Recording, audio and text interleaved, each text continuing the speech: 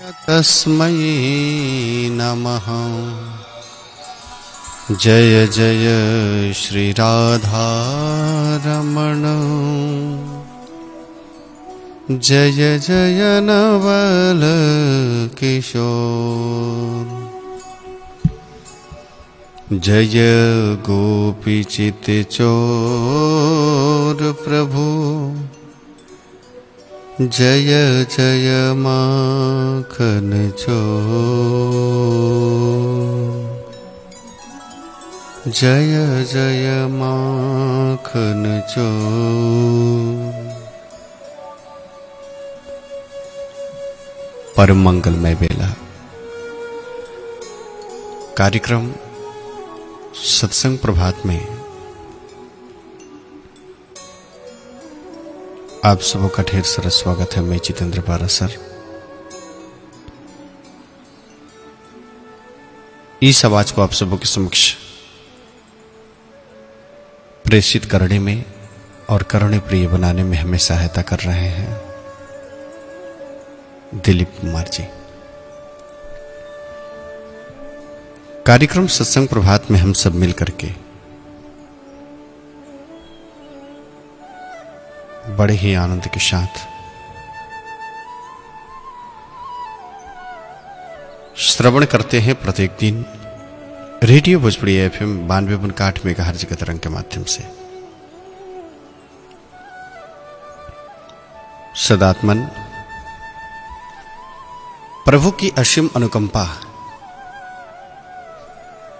बनी रहे, यही प्रभु से विनती और प्रार्थना भी है। जब प्रभु जीव के ऊपर कृपा करते हैं तो असंभव कार्य भी संभव में परिणत हो जाता है। हमारे जीवन में भी ढेर सारे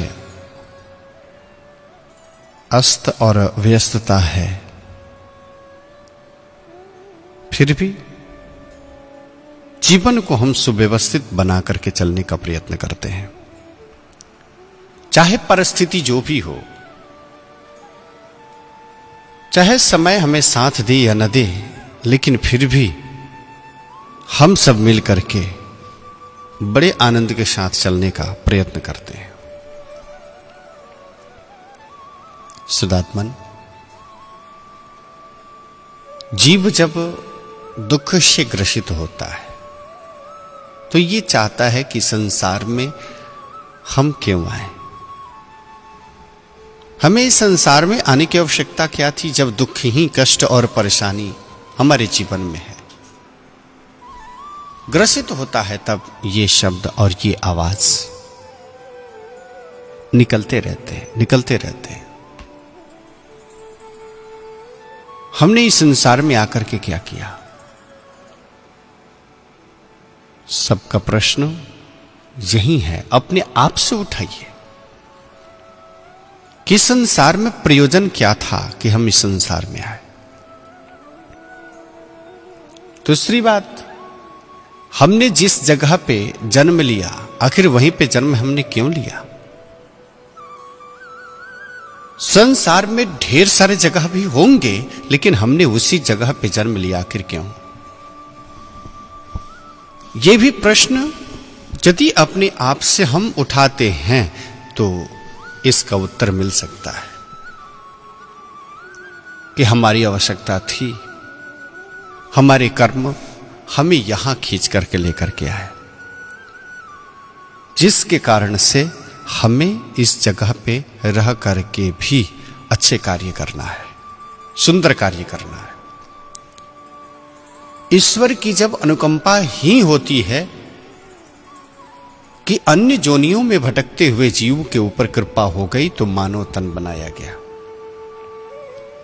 और इसमें आकर के यदि हम सत्कर्म न करें, पुण्य न करें, तो सब का सब बेकार है, जीवन ही बेकार है। हमने फिर पशु और मानव में कोई अंतर नहीं। इसी के लिए हमें अच्छे कर्म करना चाहिए, अच्छे कर्म करना चाहिए, तभी जाकर के जीवन आनंदमय व्यतीत हो पाएगा, तभी जाकर के जीवन हमारा सुंदर और उच्च कोटि का हो पाएगा। सदात्मन,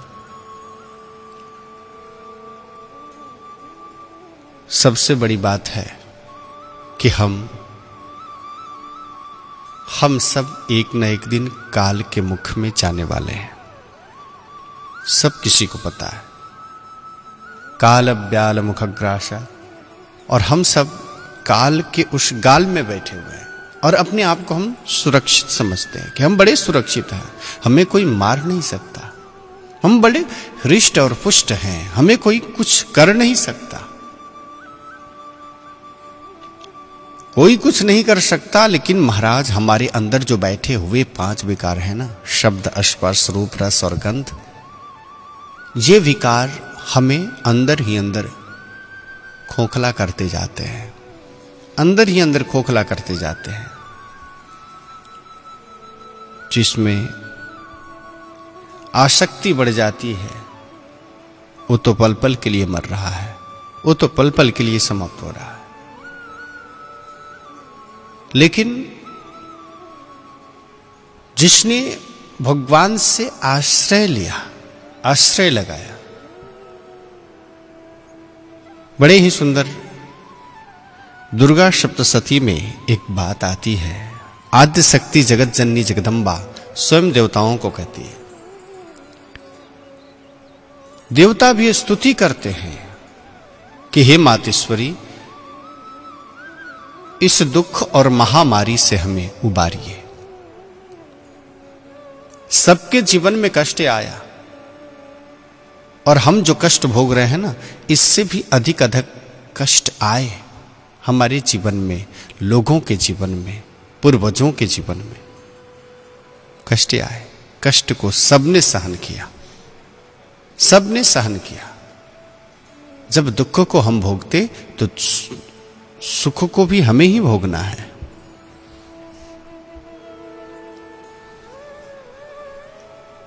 दुख और सुख तो आते रहते हैं, जाते रहते हैं, आते रहते हैं, जाते रहते हैं। कहते हैं कि रोगा न शेषा न पहांसि तुष्टा, रुष्टा तु कामान सकलानविष्टा,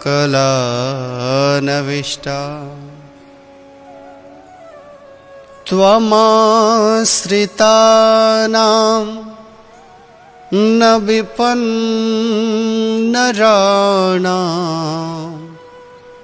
त्वमाश्रिता ह्याश्रयतां प्रयन्ति।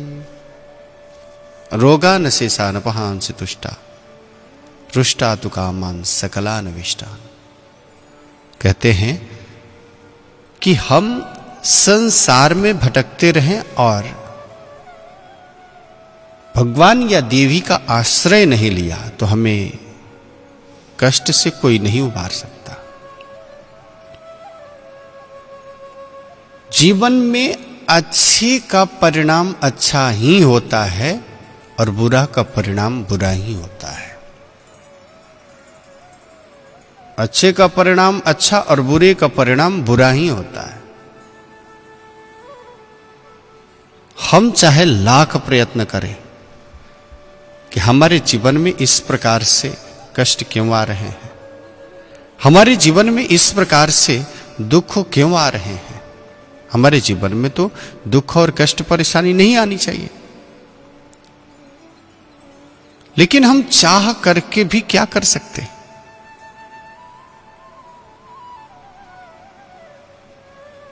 चाह करके भी हम क्या कर सकते हैं।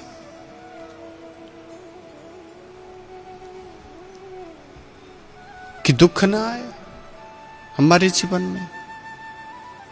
और जब तक जीवन में दुख ना आए तो सुख का अनुभूति भी नहीं हो पाएगा, सुख का आनंद भी नहीं ले पाएंगे।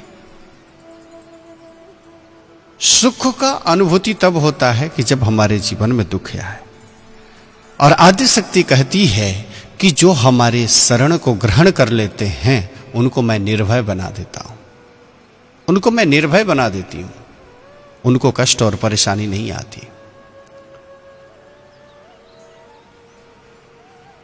प्रभु का हम कितना पूजन करते हैं, कितना पाठ करते हैं, इसकी आवश्यकता नहीं है। परमात्मा से सिर्फ हम संबंध जोड़ लें, ईश्वर से सिर्फ हम संबंध जोड़ लें। त्वमेव माता च पिता त्वमेव, त्वमेव बंधुश्च सखा त्वमेव, त्वमेव विद्या द्रविणम त्वमेव, त्वमेव सर्वम मम देव देव।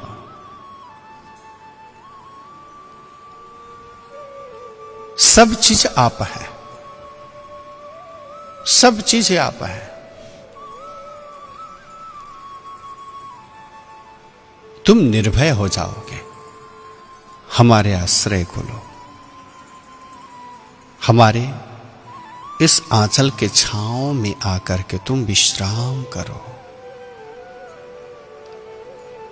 देवताओं के ऊपर विपत्ति, जब मातेश्वरी आद्य शक्ति जगत जननी जब देवताओं से कही मांगिए मैं प्रसन्न हूं, क्या चाहिए, देवताओं ने एक ही शब्द मांगा, आद्य शक्ति जगत जननी दुख में हम तड़प रहे थे, इन अश्रुओं से हम ग्रसित हो रहे थे, आपने आकर के हमें उबार दिया, कुछ भी नहीं चाहिए। देना है तो जब जब हमारे ऊपर विपत्ति आई, जब जब हमारे ऊपर कष्ट आए, जब जब हम परेशान हो और जब आपका हम स्मरण करें, सिर्फ आपका स्मरण करें, उस समय में आकर के हम लोगों के ऊपर कृपा कर दीजिए। बस इतना ही चाहिए, दूसरा कुछ भी नहीं।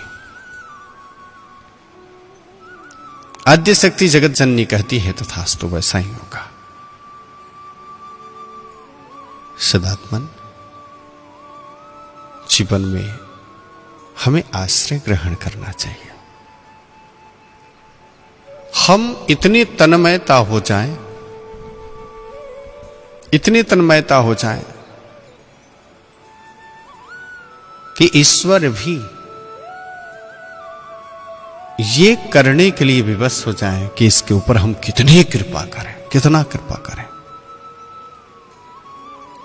और अपनी वागडोर को ईश्वर के समक्ष हम समर्पण कर देते हैं। वागडोर को ईश्वर को जब हम दे देते हैं तो ईश्वर का कार्य बन जाता है, ईश्वर का कार्य बन जाता है, और हमारे वागडोर को ईश्वर ही संभाल करके अच्छे से सुव्यवस्थित लेकर के चलते हैं।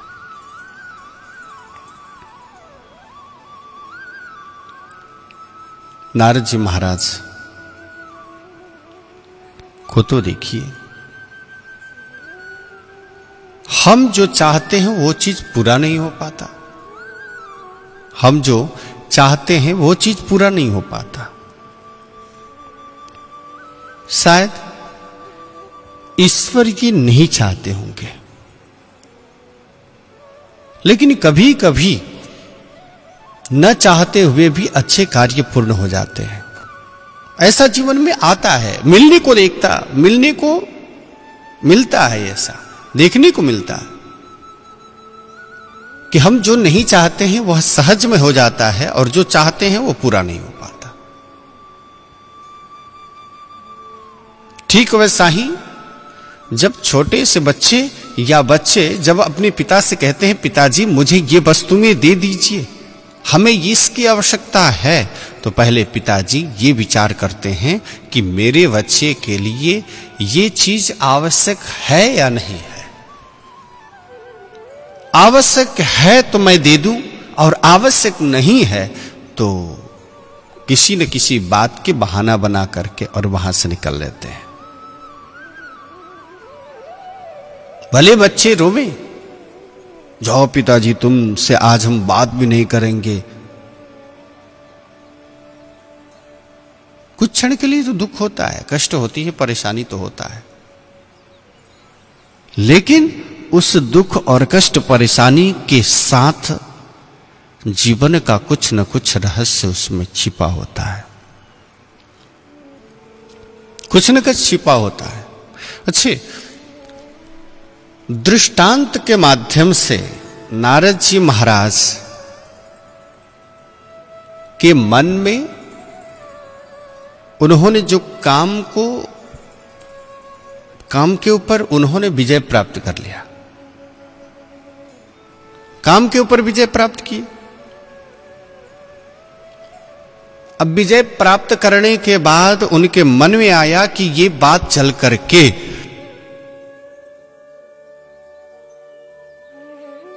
भगवान से कह दूं। नारद जी महाराज भगवान शिव के कैलाश पर्वत पे गए। अहंकार जो है काफी था। भगवान शिव मना किए। नारद जी महाराज को ऐसा लगा कि भगवान शिव काम को जीत चुके हैं, इसके लिए इनको सहन नहीं होता, इसी के लिए इनको सहन नहीं होता।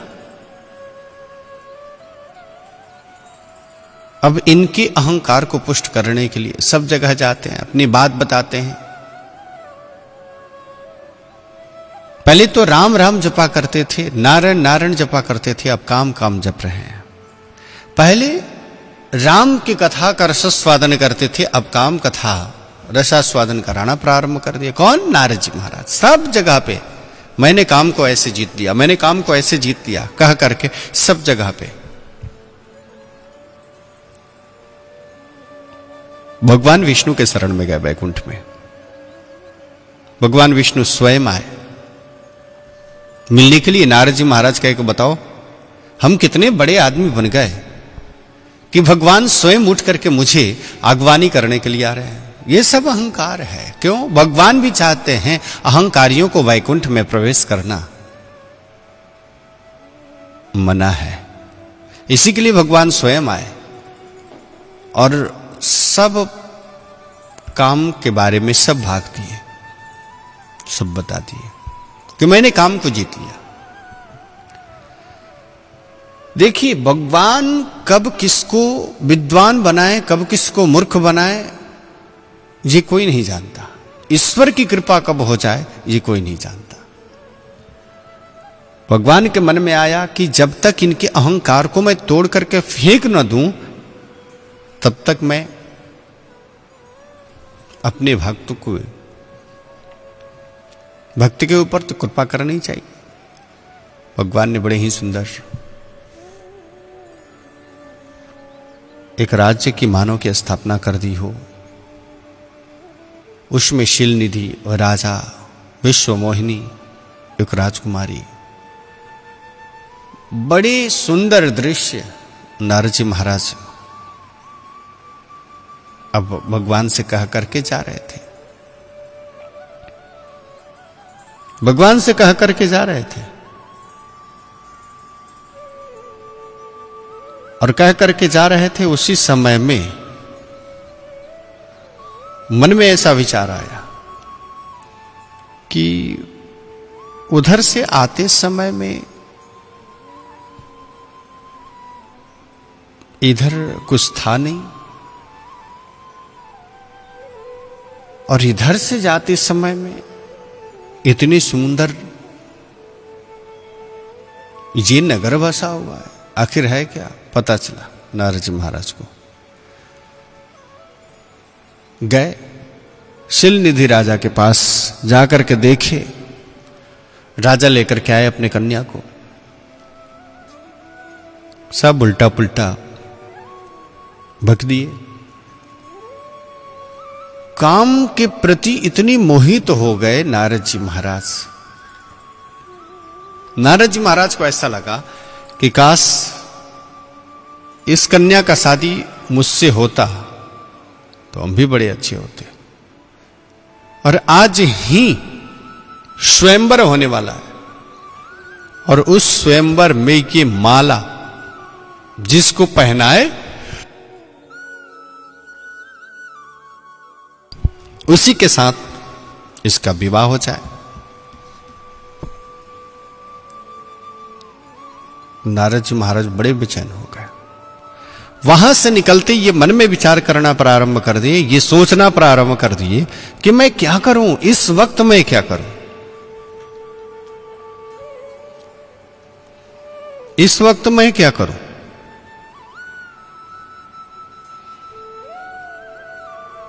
अब नारद जी महाराज के मन में ये विचार आया कि सबसे अच्छा यदि स्वरूप बना लिया जाए, जिस प्रकार से विश्व सुंदरी है और विश्व सुंदर मैं बन जाऊं तो शायद मुझे ही ये वर्ण कर लेगी, मुझे ही वर्ण करेगी। नारद जी महाराज मन में विचार कर रहे थे कि इस समय कैसे होगा। भगवान सबसे सुंदर हैं और भगवान को इस समय ही स्मरण करना चाहिए। भगवान को भगवान आकर के यदि अपना स्वरूप दे दें तो मैं शादी कर लेता, इसके साथ में मैं वर्ण कर लेता। अब भगवान का स्मरण किए, भगवान स्वयं आए और भगवान आकर के कहे, नारद बताओ क्या चाहिए? भगवान से नारद जी महाराज कहे कि प्रभु अपना स्वरूप मुझे दे दीजिए, अपना स्वरूप मुझे दे दीजिए, बस अपना स्वरूप ही चाहिए, दूसरा कुछ भी नहीं चाहिए। भगवान कहे कि स्वरूप की आवश्यकता क्या होगी तुम्हें? तो स्वरूप प्रभु जल्दी, अब मैं लेट मत करिए। भगवान भी समझ गए और भगवान अपना स्वरूप दिए। क्या वहां पे भगवान अपना स्वरूप नहीं दिए, बंदर के रूप को बना दिए।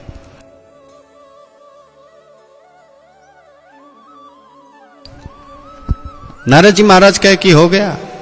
भगवान कहे हाँ हाँ एकदम सुंदर, अच्छे हो, बहुत अच्छे हो आप। अब नारद जी महाराज को ऐसा लगा कि पहले ही नजर में आते ही विश्व मोहिनी मेरे ही गले में माला पहना देगी और मेरे साथ में उसका विवाह हो जाएगा। नारद जी महाराज चले। अच्छे, जिस समय में शिवलोक में गए थे, वहां पे जाने के बाद भगवान शिव ने अपने 2 गणों को साथ में भेज दिया था नारद जी महाराज को। जाओ और देखो क्या क्या नारद जी महाराज कह रहे हैं, सब खबर तुम मेरे पास में आकर के सुनाओ, सब के सब खबर ला करके तुम लोग सुनाओ। पल पल की खबर भगवान शिव को मिलती जाती, पल पल की खबर। भगवान शिव को कहते, देख लीजिए नारद जी महाराज अब बंदर बन चुके हैं, अब जा रहे हैं स्वयंवर सभा में, अब वहां क्या होता है आगे देखा जाए। नारद जी महाराज पहले ही फर्स्ट में ही बैठ गए। सब के सब बड़े बड़े राजा महाराजा लोग आकर के बैठे, बड़े बड़े राजा महाराजा लोग आकर के बैठे हैं। नारद जी महाराज फर्स्ट में ही बैठे कि इधर से निकले आए, मुझे गले में माला पहनाए और लेकर के चला जाऊं। देखिए भगवान की विचित्र लीला है। नारद जी महाराज भगवान से तो भगवान का स्वरूप मांगे थे, लेकिन भगवान ने उनको अपना स्वरूप नहीं दिए। भगवान उनको अपना स्वरूप नहीं दिए। विश्व मोहिनी आई। विश्व मोहिनी को जैसे ही लगा कि फर्स्ट में ही बंदर आकर के बैठ गया है, अब विश्व मोहिनी उस रास्ते को मोड़ करके दूसरे रास्ते से चल दी। नारद जी को ऐसा लगा कि जो हो सकता है कि अपने फॉर्मेलिटी पूरा कर रही है, घूम फिर करके आकर के मुझे ही गले में माला डाल देगी। नारद जी महाराज उचक उचक करके देख रहे हैं कि मैं इधर हूं कह करके थोड़ा सा उचकते देख लेते फिर बैठ जाते, उचकते देख लेते बैठ जाते। शिवगण साथ में ही थे। विश्व मोहिनी घूमते गई, घूमते गई, घूमते गई, घूमते गई। किसी के गले में माला नहीं डाली। विश्व मोहिनी खूब घूम रही है, खूब अच्छे से घूम रही है, खूब अच्छे से घूम रही है। और जिनका इंतजार है अभी तो आए ही नहीं, जिनका इंतजार है वो आए नहीं। दूसरी बात, नारद जी महाराज को ये पता नहीं था कि हम बंदर के स्वरूप को, हमारे मुखमंडल बंदर जैसा है। भगवान के ऊपर नारद जी महाराज को इतना विश्वास था। एक होता है ना कि आपसे मैंने कुछ ले लिया तो चलो थोड़ा सा देख लेते हैं, ट्राई कर लेते हैं कि आखिर है तो है क्या। तो नारद जी महाराज को इतना विश्वास भगवान के ऊपर था कि नारद जी महाराज अपने स्वरूप को देखे भी नहीं। नारद जी महाराज अपने स्वरूप को भी नहीं देखे। भगवान के ऊपर परम भरोसा और परम विश्वास था। अब नारद जी महाराज बार बार उचक रहे हैं, बार बार उचक रहे हैं। किन की तलाश में है ये भी पता नहीं, किन को खोज रही है ये भी पता नहीं।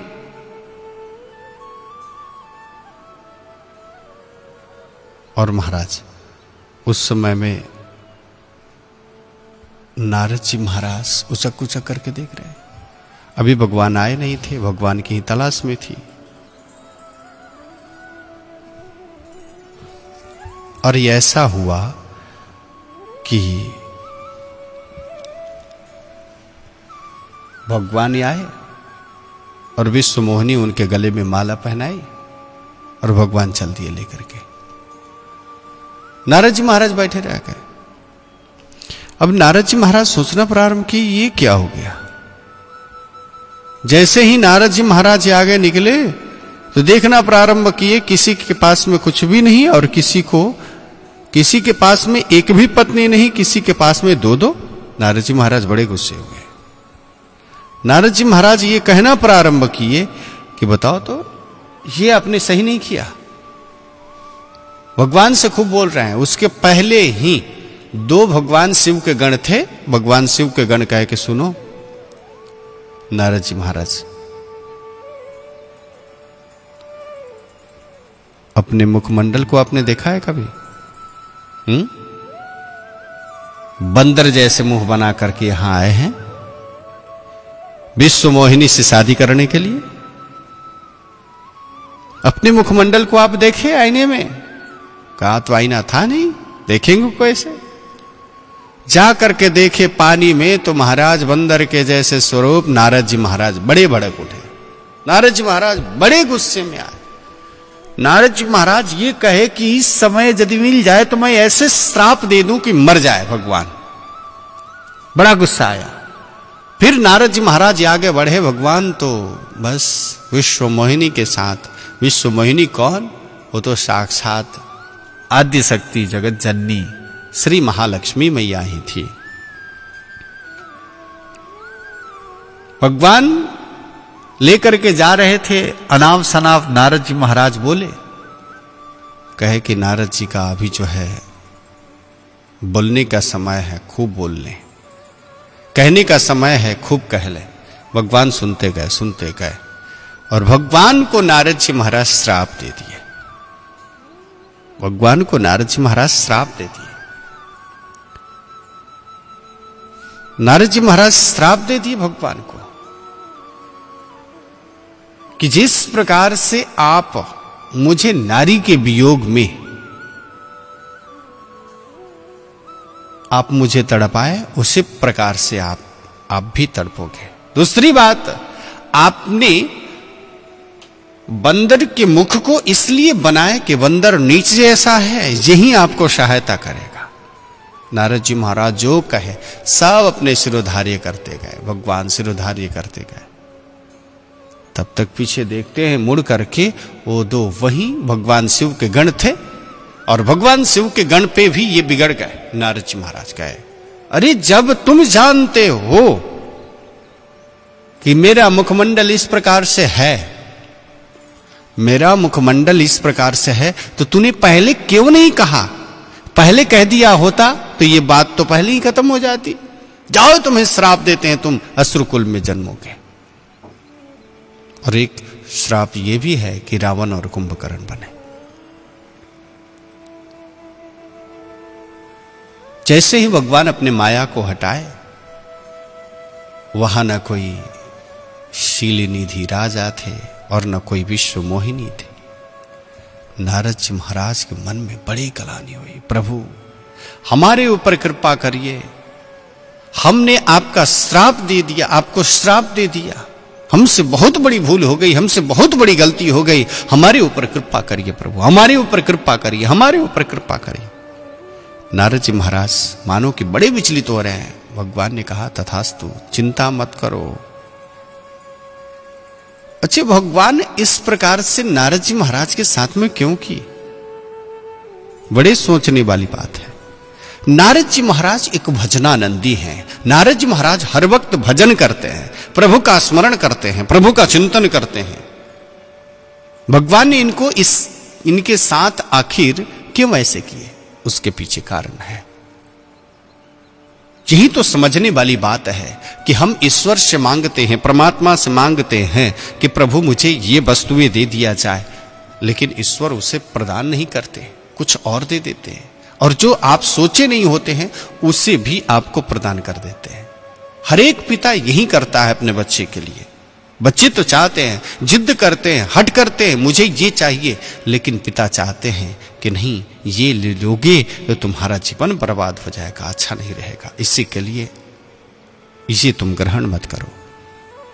भगवान भी वही सोचे थे कि आज नारद जी महाराज भजन कर रहे हैं, घूम रहे हैं, फिर रहे हैं, और यदि मैं बंदर का स्वरूप अभी दे करके नहीं शादी को रोकता, तब तक कि ये जीवन में बंदर बन करके और अपने पत्नी के आगे नाचते रहेंगे, भगवान का भजन नहीं हो पाएगा, जीवन कृतार्थ नहीं हो पाएगा, जीवन पावन नहीं हो पाएगा।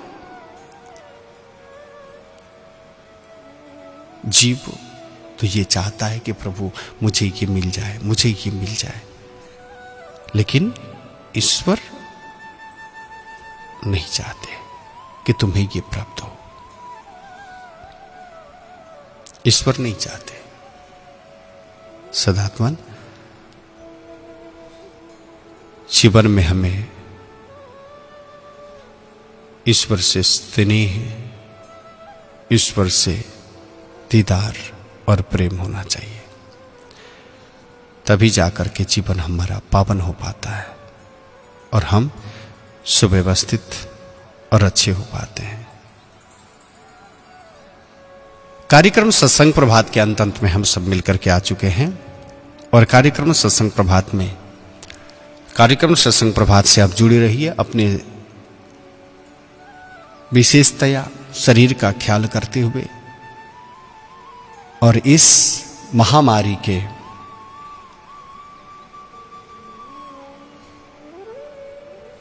से बचाव करते हुए घर में अधिक से अधिक होम हवन करिए, मंत्रों का उच्चारण हो। यही आप सबों से निवेदन है।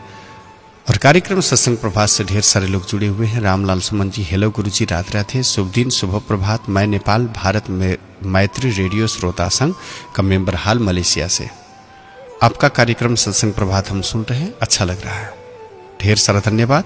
रामलाल सुमन जी, अरिहन कुमार जी, सुंदरी बाजार शिवान से, जय महाकाल, उसके बाद में जय सत्संग प्रभात लिख रहे हैं अरिहन कुमार जी, मेरे तरफ से भी जय महाकाल। प्रेम झा जी भी ओम साईं राम लिख करके भेजे, उसके लिए भी ढेर सारा धन्यवाद। गोदावरी जयसवाल जी, राधे राधे सर। पिंटू कुमार जी, जय श्री राधे लिख करके भेजे। दीनानाथ गिरी जी, राधे राधे गुरु जी, जय श्री कृष्ण, गुड मॉर्निंग गुरु जी। हम भगवान से प्रार्थना करते हैं कि जल्द से ही ये महामारी से मुक्ति करे। कलैया 11 हाल ड्यूटी के सिलसिला में धनकुट्टा में हूँ, सत्संग प्रभात आपका श्रवण कर रहा हूँ, और भगवान सबका कल्याण करे। इस प्रकार से दीनानाथ गिरी जी लिख करके भेजे, उसके लिए ढेर सारा धन्यवाद दीनानाथ गिरी जी। जितेंद्र शाह जी लिख रहे हैं जय श्री राम जय श्री राम जय श्री राम लेकर के भेजे। आरजे गुड्डू सावंत जी एमपी। रेडियो समग्र मधेश राधे राधे लिख करके गुरुजी शुभ प्रभात लेकर के भेजे, उसके लिए ढेर सारा धन्यवाद आरजे गुड्डू सावंत जी। और कार्यक्रम आप श्रवण करते हैं उसके लिए ढेर सारा धन्यवाद। और आप भी एक आरजे हैं और कार्यक्रम को आप संचालन भी करते हैं। रंजित महतो जी नमस्ते नमस्कार। हम एफएम प्रेमी रंजित महतो दीवाना कंडा डुमरिया वार्ड नंबर 2 बेराहिम टोल मोतिहारी जिला पूर्वी चंपारण बिहार से कार्यक्रम सत्संग प्रभात सुन रहे हैं, अच्छा लग रहा है। ललित यादव जी इस कार्यक्रम को श्रवण कर रहे हैं। गुड मॉर्निंग राधे राधे जय श्री कृष्ण। मैं ललित कुमार यादव बिहार से कार्यक्रम सत्संग प्रभात के नियमित श्रोता भी हूं और कार्यक्रम सत्संग प्रभात श्रवण भी कर रहा हूं। घनश्याम ऋषि जी गुरुजी प्रणाम जय श्री राधे जय श्री कृष्ण लिख करके भेजे, उसके लिए भी ढेर सारा धन्यवाद।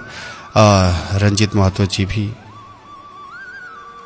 मंजू कायत जी भी प्रणाम गुरुजी लिख करके भेजे, इसके लिए भी ढेर सारा धन्यवाद। नवीन शर्मा जी भी इस कार्यक्रम को सुन रहे हैं। जय श्री महाकाल दुनिया की रक्षा करो फ्रॉम इटियाही 5 वार्ड विश्रामपुर लिख करके भेजे। दीपक पटेल जी भी इस कार्यक्रम को सुन रहे हैं, राधे राधे लिख करके भेजे। सुरेश जी भी मैसेंजर के माध्यम से आप भेजे हैं।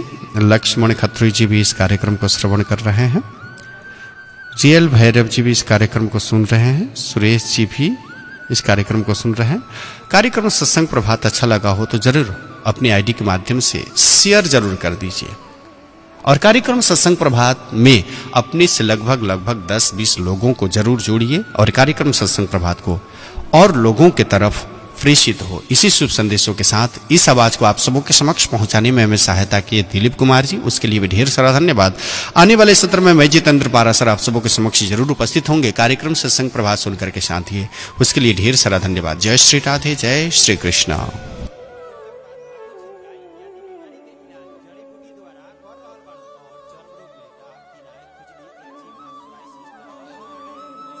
तो बड़े तराइले सिग्नु पर्छा आधी आए तराइमा पहाडले छिग्नु पर्छा। हामी सबै नेपाली